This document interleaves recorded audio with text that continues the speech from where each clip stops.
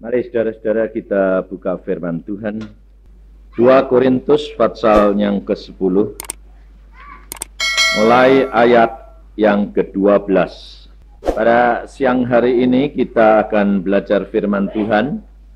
Dan hal itu tidak hanya belajar saudara, tetapi benar-benar diterapkan di dalam kehidupan kita.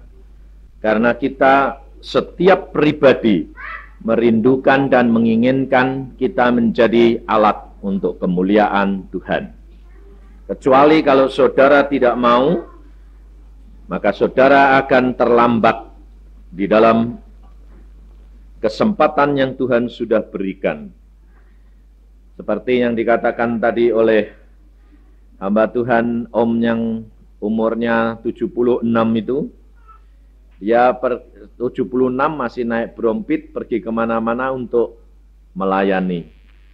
Jadi kita harus sadar bahwa setiap orang itu diberikan waktu saat di mana kita punya kesempatan untuk mencari kemuliaan Tuhan. Tetapi engkau dapat menggenapi, engkau dapat mencapai jatah itu atau tidak, terserah saudara. Jangan menyalahkan kepada Allah yang mengatakan bahwa kerap kali orang Kristen ini berkata, bukankah Tuhan kuasa? Bukankah Allah kalau mau bisa? Kenapa aku tidak dijadikan bisa?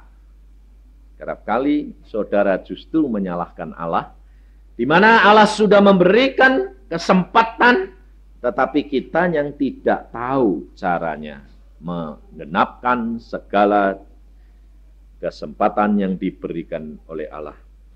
Maka pada siang hari ini saya ajak saudara belajar dan memeriksa diri. Dan kita berlomba. Kata Paulus, kita harus berlomba. Di dalam dunia ini kita berlomba, saudara. Siapa di antara saudara yang tidak kepingin menjadi juara? Semua kepingin. Tapi juaranya cuma berapa? 1. Iya toh? Ada juara yang bersama-sama. Juara pertama banyak ada. Tidak ada. Berlomba. Maka dari itu kita berlomba. Di dalam 2 Korintus pasal yang ke-10 ayat 12 mulai.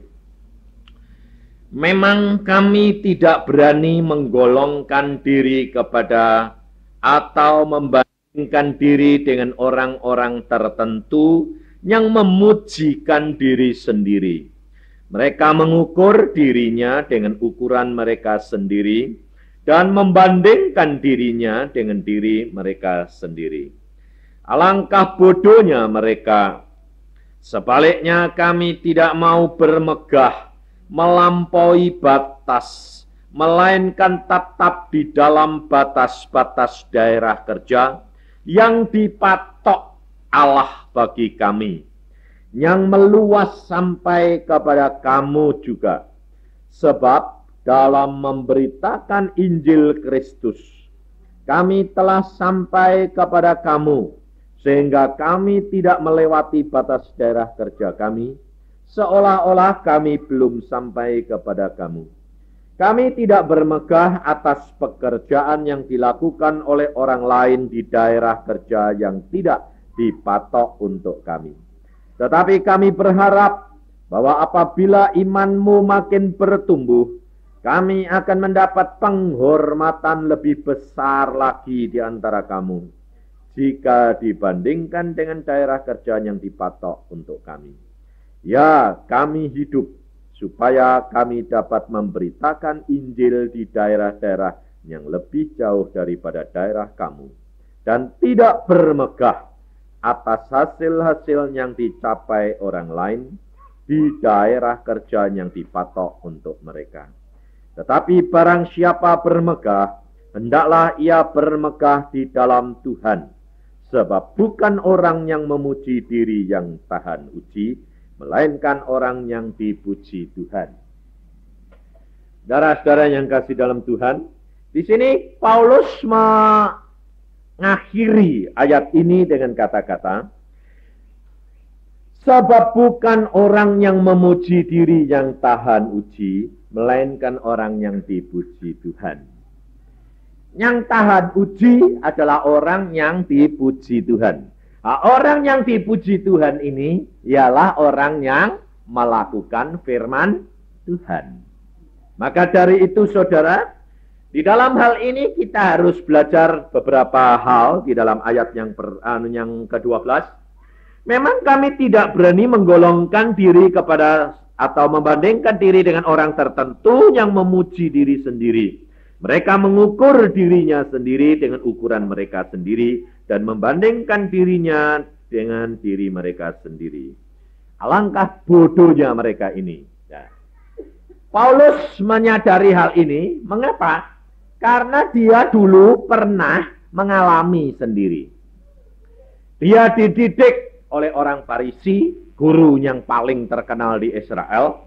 Kemudian dia menjadi orang Farisi. Dia memburu orang Kristen, dia membunuh, bahkan memenjarakan, dan dia merasa bangga dalam hal ini. Karena apa? Karena dia membandingkan dirinya sendiri dengan hasil sendiri. Dan dia mengatakan alangkah bodohnya mereka itu. Jadi dia sadar. Karena apa? Karena perkara itu membawa kebinasaan bagi dia. Padahal menurut pandangan orang Farisi, itu adalah yang terbaik dan yang menyenangkan hatinya Allah. Maka dari itu saudara, kita harus belajar. Kita menjadi orang Kristen kerap kali, kita tidak menyadari di mana batas kerja kita. Dalam hal ini yang Tuhan pesankan pada siang hari ini, kita harus menyadari di mana batas yang dipatok oleh Tuhan. Artinya setiap saudara ditempatkan menjadi umat Tuhan, menjadi pemberita Injil, menjadi bagian daripada kemuliaan Tuhan, sudah punya batas dan patok sendiri-sendiri. Contohnya, salah satu contoh, seorang hamba Tuhan, dia dipilih Tuhan, umpamanya sebagai pemberita Injil, memberitakan firman. Dia memberitakan firman, dia punya bagian. Maka dari itu saudara, selalu saya ingatkan, engkau harus periksa diri dan harus bertanya kepada Tuhan di mana engkau ditempatkan. Tetapi kerap kali hamba Tuhan ini, orang-orang ini kalau tanya, itu lalu Tuhan memberikan, biasanya yang diberikan itu yang kamu senang atau yang kamu tidak? Hah? Yang kamu tidak senang. Tetapi kerap kali gini, dikasih mamanya. Tuhan mengatakan, kamu jadi pendoa. Tapi dia bilang, enggak Tuhan, aku kepengen bawa berita. Pendoa, bawa firman. Cocok enggak? Tetapi ada yang membawa firman, senengnya doa. Pendoa aja. Lalu yang satu, Tuhan mengatakan, kamu cocok jadi MC, pembawa, mengangkat pujian, mengangkat pemberitaan itu. Ya, MC terus Tuhan, MC itu tidak dihargai kok. Yang khotbah itu loh, yang dihargai. Sekarang saya tanya, ibu-ibu ini 90% ibu-ibu. Ibu-ibu pernah ngeluh enggak? Ya, enak itu jadi orang laki itu loh, enak. Ayo jujur, pernah enggak? Karena apa? Karena lakinya itu menang-menangan. Lalu dalam hati gini, orang laki selalu menang-menangan. Lalu ngomongnya enggak berani sama suaminya, ngomongnya sama anaknya. Coba mama dijadikan laki-laki ini. Papahmu kan jadi perempuan. Biar ngerasain gitu. Ya dah? Kalau ibu-ibu ngomong begitu itu nyalain Tuhan enggak? Yang membentuk ibu itu siapa? Tuhan. Yang dijadikan perempuan siapa yang jadiin? Kalau kamu ngomong bakal kenapa sih aku kok jadi perempuan enggak jadi laki? Kalau kamu dibikin banci bingung nanti. Maka dari itu kita itu harus sadar di mana kita ditempatkan. Kalau Allah menempatkan engkau menjadi seorang perempuan dan seorang ibu rumah tangga, Allah punya rencana yang luar biasa dalam hidup kamu. Engkau tidak akan kalah dengan suamimu, engkau belum tentu kalah dengan hamba-hamba Tuhan yang besar. Karena apa? Engkau punya bagian yang Allah sudah patok, Allah sudah batasi, Allah sudah berikan. Dan di mana jatah yang engkau dapat, itu anugerah yang luar biasa. Orang yang paling bahagia, firman Tuhan berkata, berpadalah dengan apa yang ada padamu. Artinya, orang yang paling bahagia adalah orang yang dapat menikmati apa yang Allah sediakan dan karuniakan untuk engkau dan saya. Tapi kita kerap kali tidak bisa mengucap syukur. Padahal, ibu perhatikan, apa saja yang kamu lihat, kipas angin. Coba perhatikan kipas angin itu. Yang kelihatan yang membuat angin itu kipasnya toh. Ya dah. Padahal yang di dalam itu yang pegang peranan. Kalau setrumnya itu enggak, ngalir ke situ kipasnya jalan enggak? Hah? Setrumnya kelihatan enggak? Tapi kalau engkau pegang setrum itu, nyetrum, kapok kamu. Nah, jadi saudara tahu fungsi seseorang ibu-ibu ini kerap kali tidak kelihatan. Menjadi seorang penolong, menjadi pendoa ini tidak kelihatan, tidak nonjol. Tapi kerap kali kepinginnya, ayo yang kelihatan dulu, yang disanjung orang, yang seneng dah. Sebab kepengennya setiap orang itu kepengen dihormati. Paulus tadi yang ngomong loh. Di dalam ayat yang ke-15, di dalam ayat yang ke-15 dikatakan, kami tidak bermegah atas pekerjaan yang dilakukan oleh orang lain di daerah kerja yang tidak dipatok untuk kami, tetapi kami berharap bahwa apabila imanmu makin bertumbuh, kami akan mendapat penghormatan lebih besar lagi. Loh, kepengen enggak dipuji? Jadi kalau ibu-ibu lalu ada rasa kepengen dipuji itu lumrah atau dosa? Nah, itu biasa. Sebab apa? Sebab manusia di dalam dunia ini, siapa yang tak ingin dihargai? Kalau engkau tak kepengen dihargai, pasti tadi datang ke sini, tidak ada yang ngaca dulu. Ayo, datang ke sini tadi, ngadep kocok sih, enggak? Hah? Biarpun siapa saja yang mau datang ke sini, kenapa tidak ngadep Tuhan dulu, kok ngadep kaca dulu? Hah? Tapi padahal Anda pergi ke sini berkata apa? Kalau ditanya, mau pergi kemana? Ke rumah Tuhan, menghadap Tuhan. Betul enggak? Hah? Iya. Kenapa kok menghadap kaca?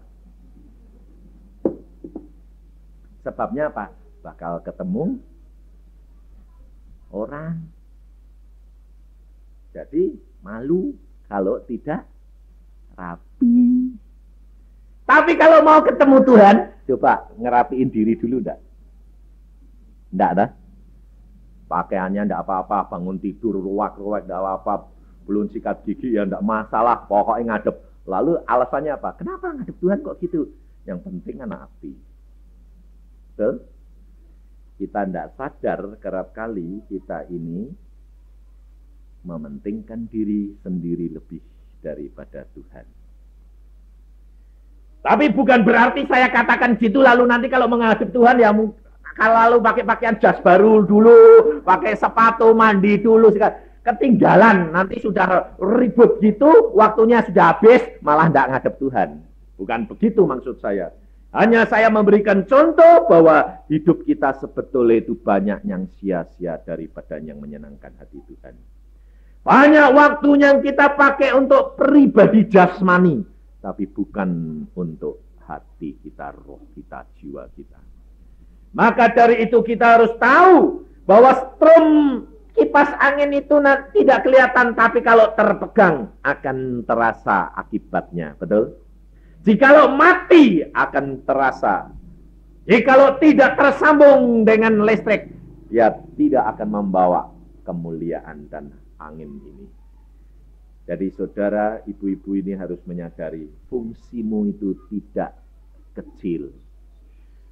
Tapi engkau tidak perlu menyatakan.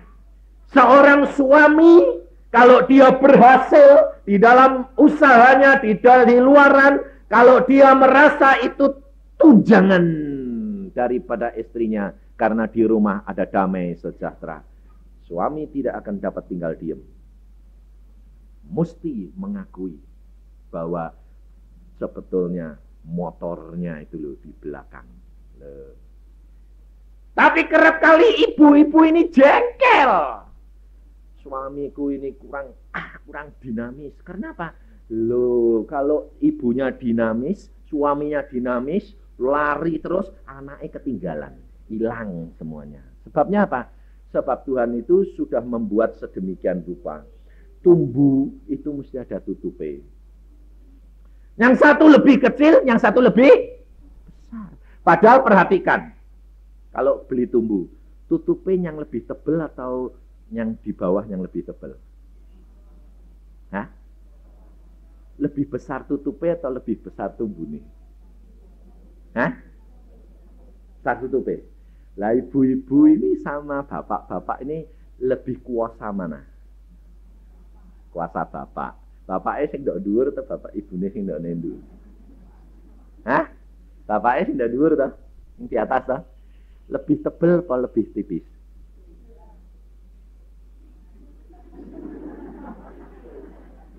Ya lebih tipis. Lebih lebar tapi lebih tipis. Jadi sebetulnya imannya ibu-ibu sama bapak ini tebal mana?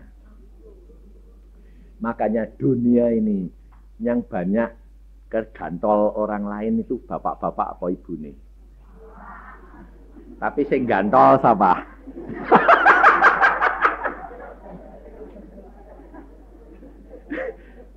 Yang gantol siapa? Wanita. Ya toh? Saudara tahu? Maka dari itu kalau engkau menyadari kedudukanmu sebagai seorang penolong, sebagai seorang yang mempunyai sudah dibentuk oleh Allah, mempunyai sifat perangai yang sanggup menderita, sebab Allah sudah menetapkan engkau punya anak mesti sakit. Dan sakit itu tidak ada yang lebih sakit daripada pada waktu mau melahirkan. Betul? Dan penderitaan itu ibu-ibu yang ditanggung, yang suruh nanggung. Kenapa? Sudah dibentuk supaya menjadi penolong dan tahan pukulan. Loh, lah orang tahan sakit itu tahan apa? Benar tak?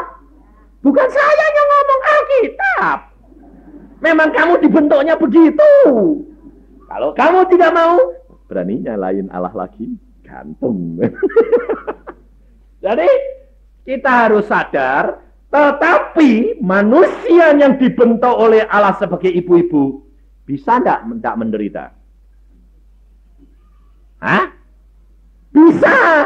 Tergantung kamu. Asal kamu menurut firman, engkau dapat lakukan segala perkara di dalam Yesus. Saudara tahu, suamimu itu sebetulnya di dalam tanganmu. Kendalinya itu loh kamu. Ini buktinya saya ini keras hati. Dulu waktu mau kawin pacaran saja saya bilang, nurut saya atau tidak? Kalau tidak, tidak jadi. Saya orangnya, kalau ribut sama istri saya, pulang saja dah, saya bilang. Tapi saudara tahu sekarang, setelah dia banyak berdoa, dan dia mendoakan saya, apa terjadi? Tuhan perintah saya, Yusa, layani, engkau hambaku harus melayani, termasuk istri dan anak-anakmu. Jadi kebalik sekarang, saya harus melayani istri saya. Lalu istri saya sekarang bilang apa? Nah, sekarang aku menikmati. Nah, saudara tahu, hidup rumah tangga kita menjadi damai dan sejahtera, dan istri tidak menderita. Ini loh saudara. Demikian juga kalau ada orang-orang yang sebagai pembantu rumah tangga umpamanya. Pembantu rumah tangga ini selalu mengatakan apa? Saya sih memang pembantu. Salah benar ya salah terus. Sebetulnya kalau dia mengenal akan firman daripada Allah, dia dapat membuat kebahagiaan orang majikannya dan akan membawa berkat bagi dia. Tidak penderitaan. Betul enggak? Maka dari itu kita harus jangan kasihan diri sendiri.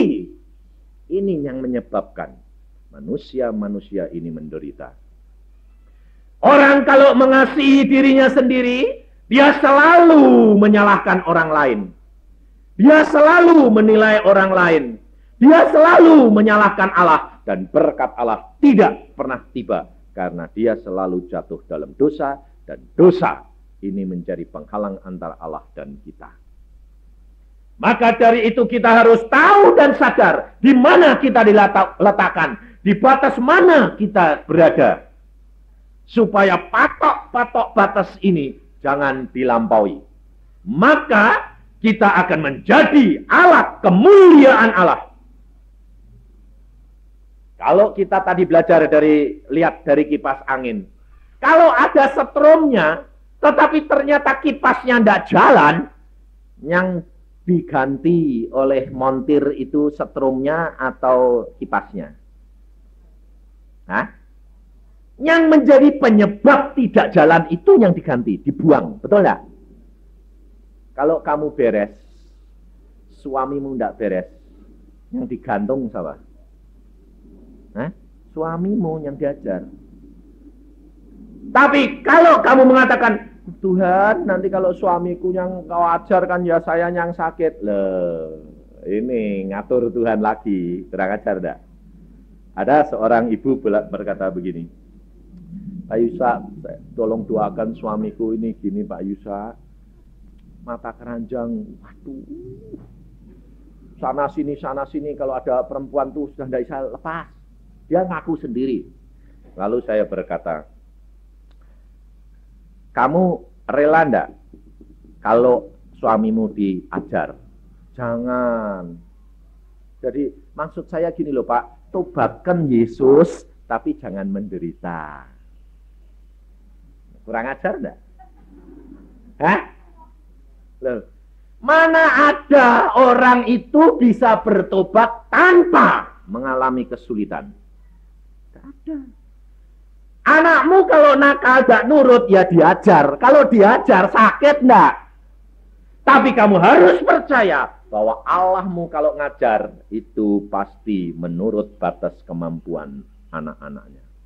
Jadi doakan. Kamu kalau berdoa begini, Tuhan, suamimu terlalu nakal, dan aku serahkan dalam tanganmu. Kalau perlu, ajaran, biar kapok. Kalau dia ternyata nanti sakit, menderita, ya, kamu jangan bilang, rasain lu. Nah, jangan gitu lah. Kamu ya nanti ditungi jotos kaploki nanti. Ya kamu ya gini, sakit Pak. Ya jangan khawatir, aku toh ngelayani kamu, ngerawat kamu, padahal sembahyang kamu. Tapi gak usah dikasih tahu bahwa itu doa saya didengar Tuhan. Kapok. Nah, malah jengkel, malah jadinya benci. Kalau Tuhan sudah mendengar doamu, kamu tugasmu patok batas kewajiban yang kau diberikan oleh Tuhan, layani, menolong, jangan kamu lampaui. Maka engkau akan menjadi berkat buat dia, dan kerjasama antara Allah dan manusia ini tercapai. Saudara tahu. Mengapa kerap kali kemuliaan Allah tidak dapat dinyatakan? Disebabkan saudara melampaui batas yang Allah berikan. Seorang hamba Tuhan, kalau dia, contohnya saya ini dipanggil Tuhan menjadi seorang penginjil. Tetapi karena justru kaset saya tuh sudah sampai di mana-mana, saya ditawarin jadi pendeta, suruh bangun gereja, orang-orang mau ikut saya. Lalu saya bilang, salah alamat. Loh kenapa Pak Yusa? Saya penginjil, bukan pendeta. Jadi saya tidak akan mendirikan gereja karena saya seorang penginjil. Loh, bisa saja toh Pak? Bisa menurut kamu. Sementara kamu seneng, kamu sanjung-sanjung. Kalau kamu sudah bosan, kamu tempar keluar. Tapi kalau Allah tidak begitu. Kalau Allah sudah memilih, Allah akan menyelesaikan. Lalu orang-orang itu ngomongnya begini. Pak, jadi penginjil itu repot loh Pak. Kenapa? Kalau nanti sudah berhenti nginjil, siapa yang jamin Bapak? Kalau punya gereja kan lumayan. Perpuluhannya masuk. Ada persembahan. Saya bilang, kalau kamu berpikir seperti itu, kamu berharap pada manusia, bukan berharap kepada Allah. Orang seperti itu bakal terkutuk. Sebab Alkitab berkata, terkutuklah orang yang berharap pada manusia. Saya berkata, tidak. Biarpun ditawari berapa juta, saya tidak akan jadi pendeta. Saya seorang penginjil, pemberita Injil, saksi Yesus. Di mana Yesus panggil. Kalau berhenti, pulang. Lah, kita kan tidak tahu umur berapa. Yesus tahu. Saudara percaya? Yesus menetapkan segala-galanya dalam hidup kita. Yesus sendiri mengajar. Yesus pada waktu di dalam dunia, saudara perhatikan. Yesus pada waktu di dalam dunia ada seorang perempuan. Kita baca di dalam Matius. Pasal yang ke-15. Matius pasal 15.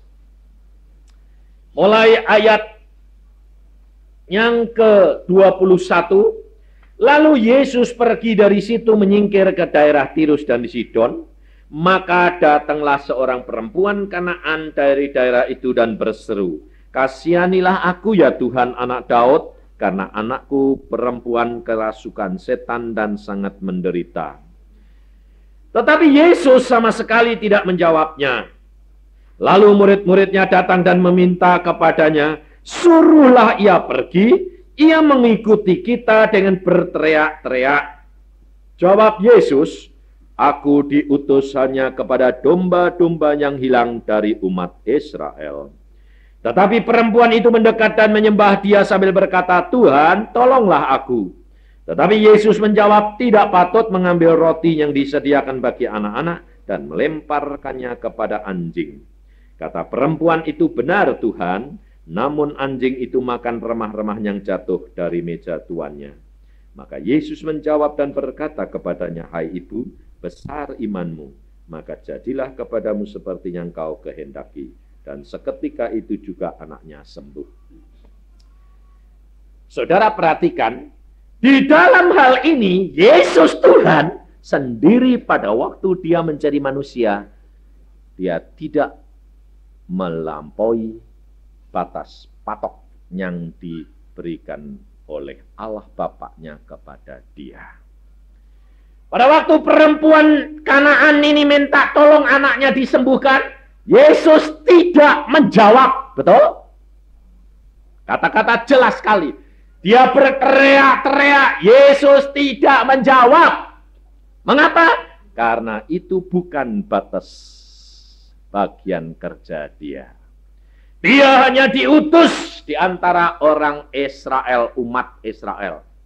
Pada waktu murid-muridnya bertanya dan minta kepada Yesus mengusir perempuan itu, Yesus baru berkata, perhatiin saudara, Yesus ini Allah yang luar biasa, tetapi dia manusia yang benar-benar taat setia, sehingga rencana Allah di dalam hidupnya semuanya tergenapkan. Saudara harus belajar dari Tuhan Yesus. Ada perempuan itu teriak-teriak seperti itu, Yesus tidak menjawab. Karena Yesus tahu ini bukan bagianku. Kita harus pelajari. Supaya saudara dan saya belajar mendapatkan pengalaman bersama dengan Yesus dan kemuliaan Allah dinyatakan untuk orang lain. Yesus dimuliakan di dalam diri saudara dan saya.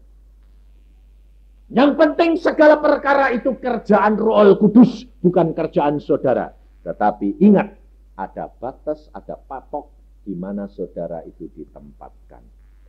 Yesus pada waktu diteriaki diem, setelah murid-muridnya bersoal jawab dengan dia, berkata, Tuhan, usir perempuan itu. Murid-muridnya itu umat Israel atau orang kafir.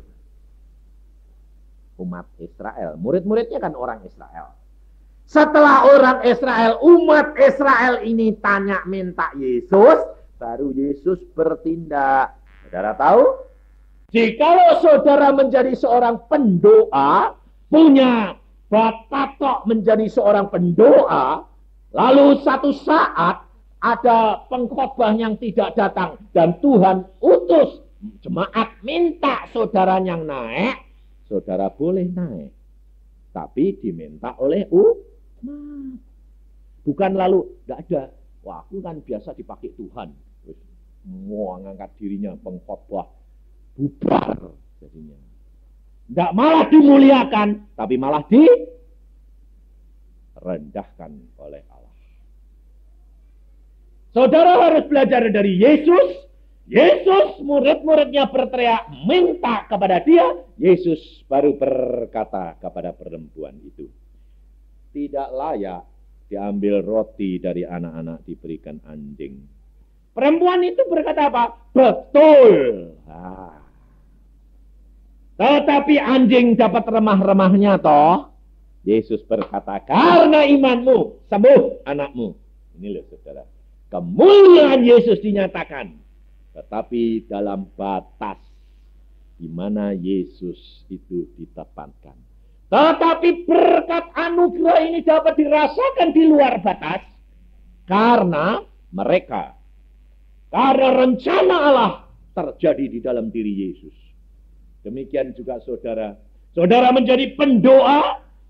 Saudara berdoa. Orang disembuhkan, orang itu disembuhkan melalui Roh Kudus sendiri, orang itu akan menyebarkan.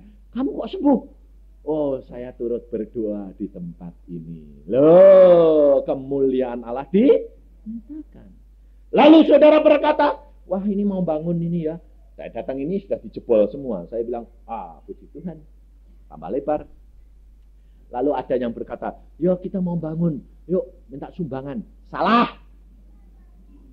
Berdoa, Allah sanggup lakukan segala perkara. Ada orang khusus yang dipakai untuk minta sumbangan. Ada orang yang spesial itu. Spesial bisa ngomong. Oh ini orang pendoa, biasanya tidak bisa ngomong. Hanya mengungkapkan, menyatakan kepada Allah.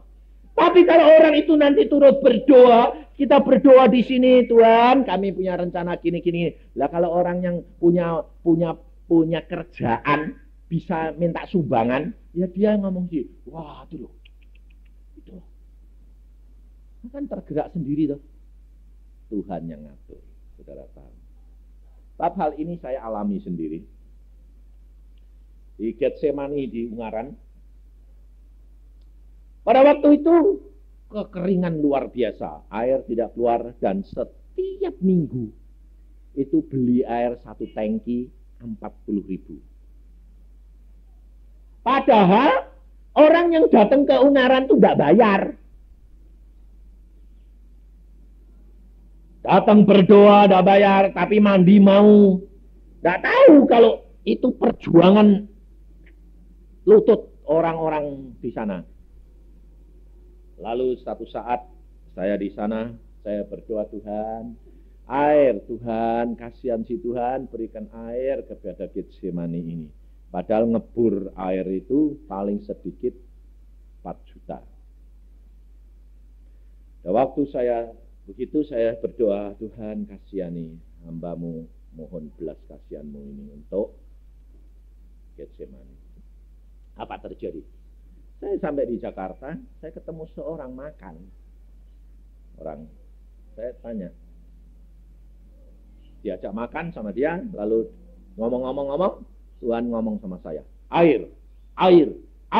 Saya pikir-pikir, Air. Apa sih Tuhan maksudmu? Ngomong kok tidak jelas. Air. Aduh, bingung saya.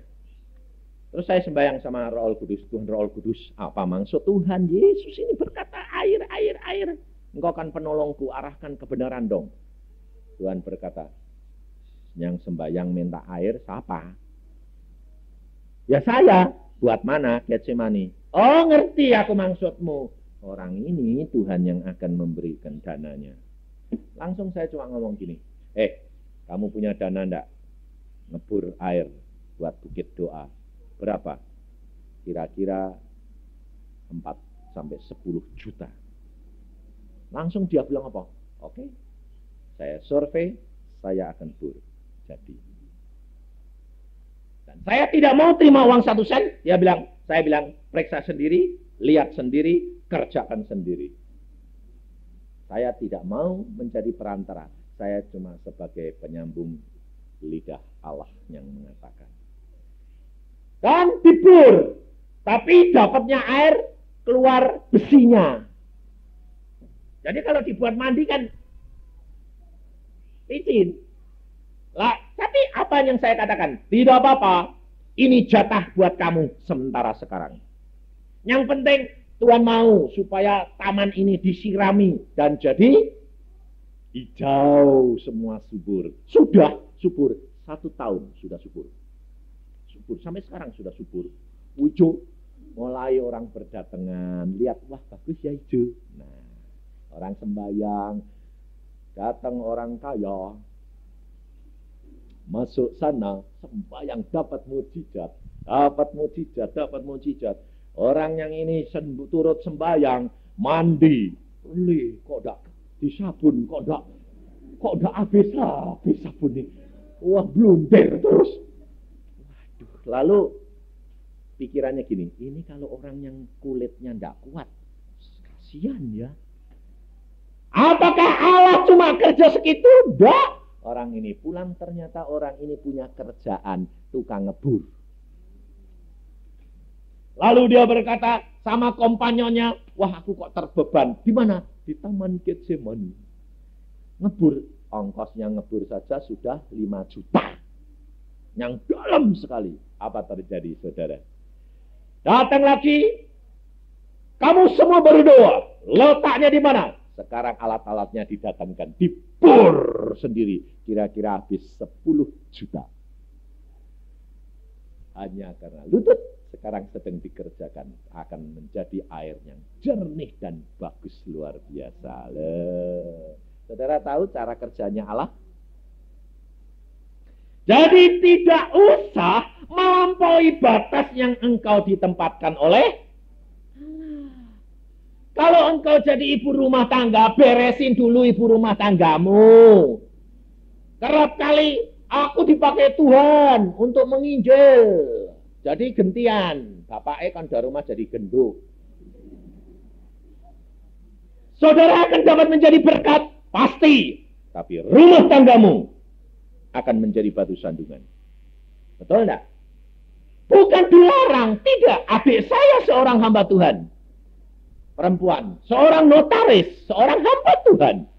Tapi saya katakan, hati-hati sebelum waktunya bertindak sebagaimana engkau ditetapkan oleh Allah. Suaminya keras hati luar biasa. Tapi dia selalu bawa dalam doa. Terus suaminya diubahkan menjadi baru. Sekarang segala apa-apa bilang, tergantung kamu. Doa yuk. Tuhan bilang apa? Lakukan.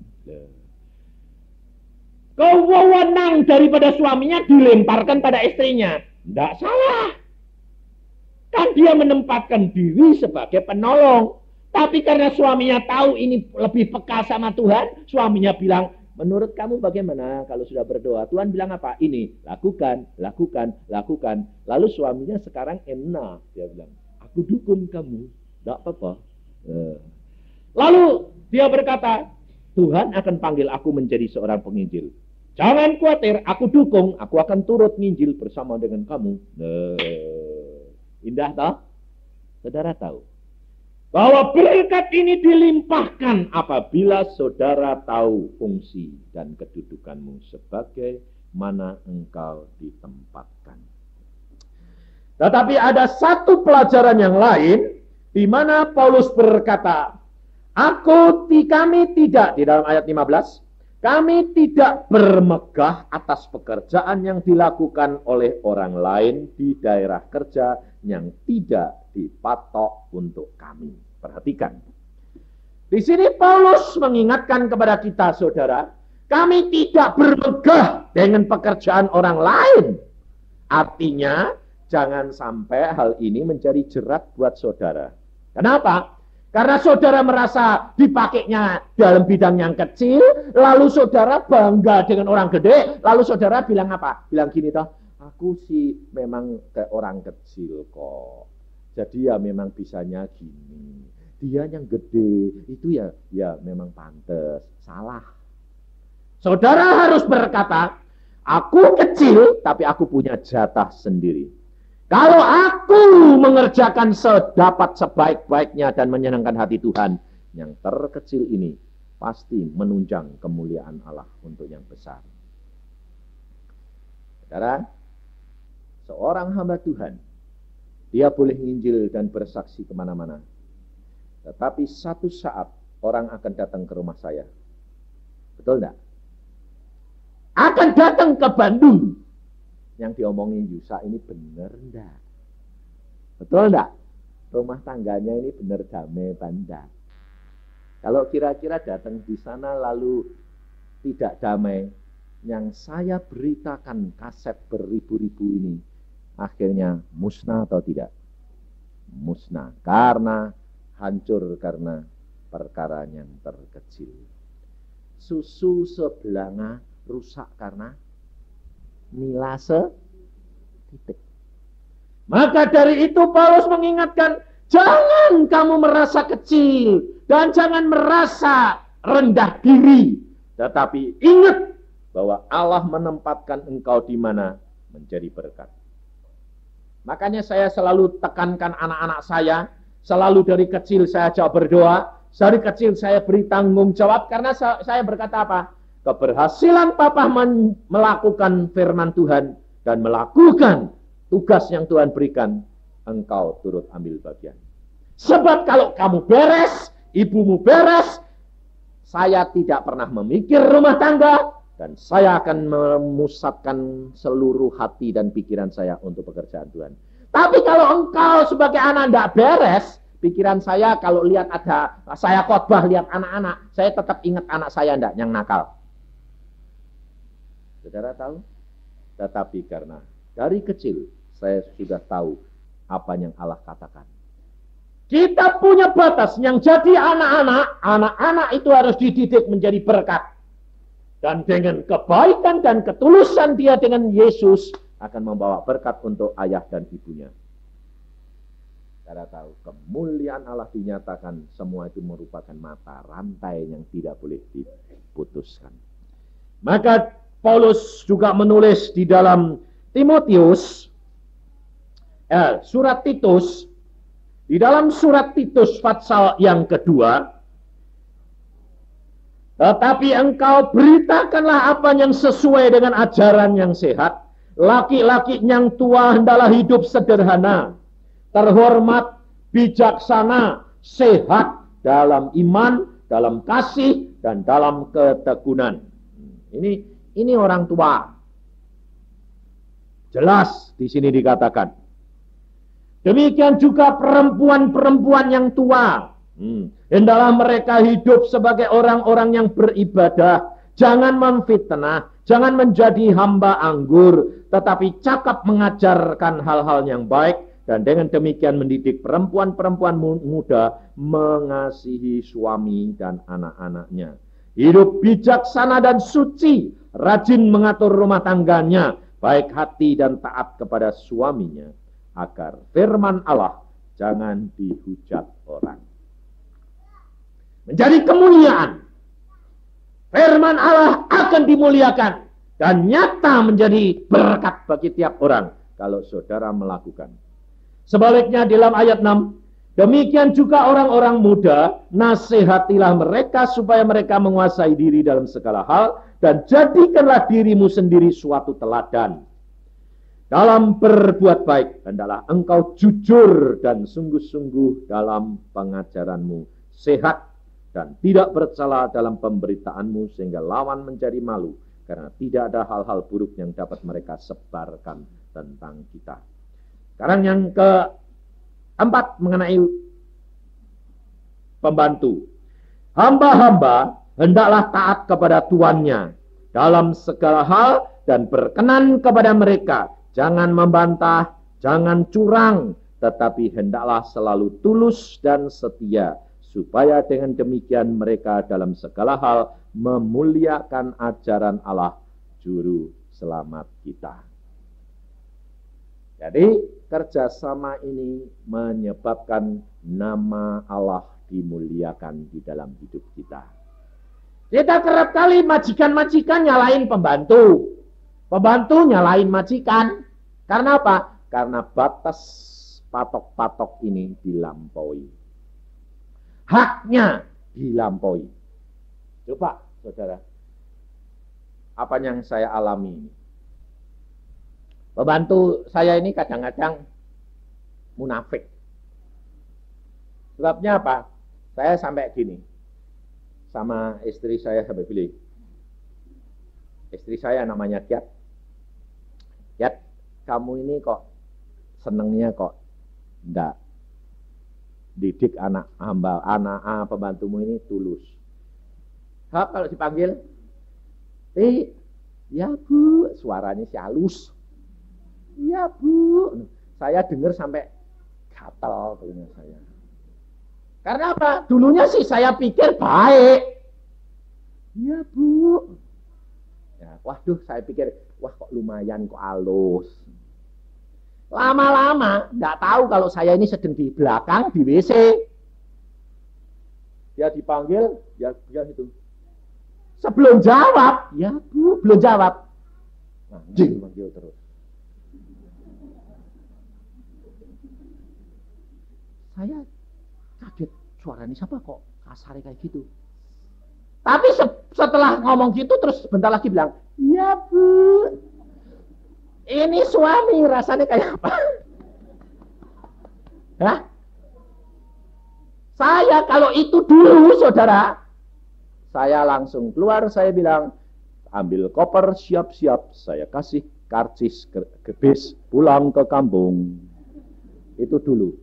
Sekarang saya dengar gitu, Tuhan ampuni, kok munafik ya Tuhan. Lalu saya keluar kaget dia.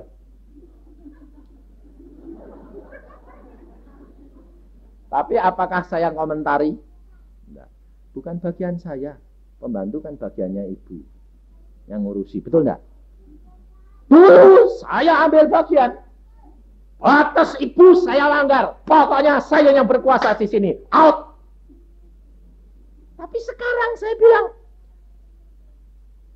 ya, pembantumu gini, engkau beresin, engkau tak kasih tahu, nanti tak beritakan Injil, bagaimana statusnya sebagai seorang pembantu. Ya, itu tugasmu. Sebab kalau saya yang nginjili pembantu perempuan saya bisa berapi, saya bilang. Betul enggak? Contohnya ibu-ibu. Kalau ibu-ibu ini sedang marah sama pembantu. Terus suamimu ikut-ikut. Artinya ikut-ikut. Udah, gak usah ribut. Aku sing salah. Kira-kira ibu-ibu bilang biar. Kok aku sing salah apa? Kamu bela dia ya? Ya sudah, kamu turut dia. Gak usah. Ya tak? Sebabnya apa? Sebab kita melampaui batas kemampuan patok yang Tuhan itu berikan. Demikian juga ibu-ibu jangan turut-turut. Tapi ibu-ibu juga kadang-kadang tidak penolong mentung. Batas patok punya bapaknya dilampaui. Nanti ada orang kantor telepon, belum tanya bapaknya sudah diputusi dewek. Bapaknya bingung, loh ini kok ada apa ini? Ibu Pak yang suruh, kamu kenapa sih? Ini kan barang sana, kenapa? Aku butuh. Bikin dulu dong, nggak kacau nanti kayak gini. Berantakan. Wah, ibu kalau sudah digitu kan terus bilang apa? Kamu berani gitu, ndok ning rumah, tak urusi gue nanti. Nah, kalau ndak mau urusi, nanti ada orang luar ngurusi. Kalau dia pergi yang tempat ngurusi, ndak pulang, siapa salah? Lalu, itu orang laki itu mau menang sendiri. Nggak tahu kita sibuk setengah mati. Saya tanya, siapa salah? Nggak diurusi. Batas patok yang Allah sudah berikan tugas, engkau lampaui. Dan engkau menyalahkan Tuhan. Maka dari itu saudara, hidup kekristenan kita harus selalu periksa diri. Pemeriksaan diri ini tiap hari. Seperti yang saya, istri, anak-anak lakukan. Periksa diri setiap hari. Berkaca dengan Yesus. Karena Yesus itu terang dunia. Yesus itu firman. Firman ini yang membersihkan kita. Dan apabila kita tahu kekurangan kita, watak perangai kita, kita melampaui batas yang Tuhan sudah tetapkan, akui di hadapan Dia. Dan jujur katakan, Tuhan, aku sudah salah tadi melampaui batas lagi. Ampun Tuhan, aku ini mulutku tidak bisa di-stop kok Tuhan. Terlalu loncer. Tolong si Tuhan di-stop. Saudara katakan, Yesus sanggup lakukan segala perkara. Sebab, saudara tidak akan mampu membereskan kekuranganmu tanpa firman. Kemarin ada orang nemuin saya, kemarin dulu, dia bilang, Pak, terima kasih. Ada apa? Saya bebas, Pak. Dari apa? Rokok. Saya sudah lama rokok, tidak bisa lepas. Jadi doakan tidak bisa. Pak Yusa itu kok cuma ngomong di mimbar gitu terus berkata, percaya, terbuka, jujur, berdoa. Allah sanggup lepaskan. Dalam nama Tuhan Yesus lepas sendiri. Saya yang tidak doa buat dia. Saya doa buat umum. Tapi Allah yang melakukan. Dan dia berkata, bisa hilang sama sekali. Tidak kepengen Pak. Dan kalau lihat rokok, tidak enak. Nah itu betul. Demikian juga watak dan perangai kita hilangnya bagaimana? Jangan dipaksa-paksa. Minta kepada Allah. Allah yang cabut akar-akar pahit itu. Otomatis kamu tidak senang. Saudara tahu? Itu cara Allah bekerja. Roh Kudus membersihkan. Firman berkata, firmanku yang membersihkan kamu. Di dalam Yohanes 15. Engkau baca. Firmanku yang aku berikan kepadamu. Itu yang membersihkan. Saya akan tutup firman Tuhan ini dengan ayat itu supaya saudara hayati dan tiap hari engkau katakan kepada jiwamu. Ayat ketiga, kamu memang sudah bersih. Yohanes 15 ayat 3, kamu memang sudah bersih karena firman yang telah kukatakan kepadamu. Jadi kalau firman Tuhan ini tiap hari kau omongin jiwamu, jiwamu akan dibersihkan. Watak perangaimu yang Tuhan tidak suka akan dikikis menjadi bersih. Dan kemuliaan Allah nyata di dalam hidupmu. Amin. Mari kita berdoa. Tuhan, firman-Mu sudah hamba sampaikan. Anak-anak-Mu sudah mendengar. Dan Engkau periksa kami pribadi demi pribadi Tuhan. Mengapa rumah tangga kami tidak ada damai? Mengapa usaha kami terhambat? Mengapa berkat-berkat Tuhan tidak turun-turun? Janji Tuhan terundur terus. Tuhan, ampuni kami. Sakit penyakit kami tidak sembuh-sembuh. Tuhan, ampuni kami. Karena kami melanggar batas patok yang Kau sudah berikan pada kami. Maka dari itu kami mohon kemurahan daripada-Mu Tuhan. Berikan kami mengerti di mana Engkau tempatkan kami. Supaya kami tidak melampaui seperti Yesus tahu persis akan jabatannya. Dan Dia tidak mengambil alih tugas itu. Padahal dia adalah Allah yang maha kuasa. Hanya 3,5 tahun untuk bangsa Israel. Bangsa kafir engkau serahkan kepada murid-muridmu. Karena engkau tahu batas yang engkau sudah diberi Allah. Demikian juga kami supaya tahu Tuhan, di mana kami engkau tempatkan. Yang lain akan menjadi bagian orang lain. Dan kemuliaan Allah akan dinyatakan di dalam kerjasama. Karena kami adalah anggota tubuh Kristus. Kami untuk kemuliaan Yesus dan bukan untuk kemuliaan kami sendiri. Terima kasih Tuhan akan anugerah dan kemurahan-Mu ini, akan pembenaran-Mu ini dan anjuran-Mu ini, supaya kami menjadi kemuliaan bagi nama Yesus. Dalam nama Tuhan Yesus kami mengucap syukur. Haleluya. Amin.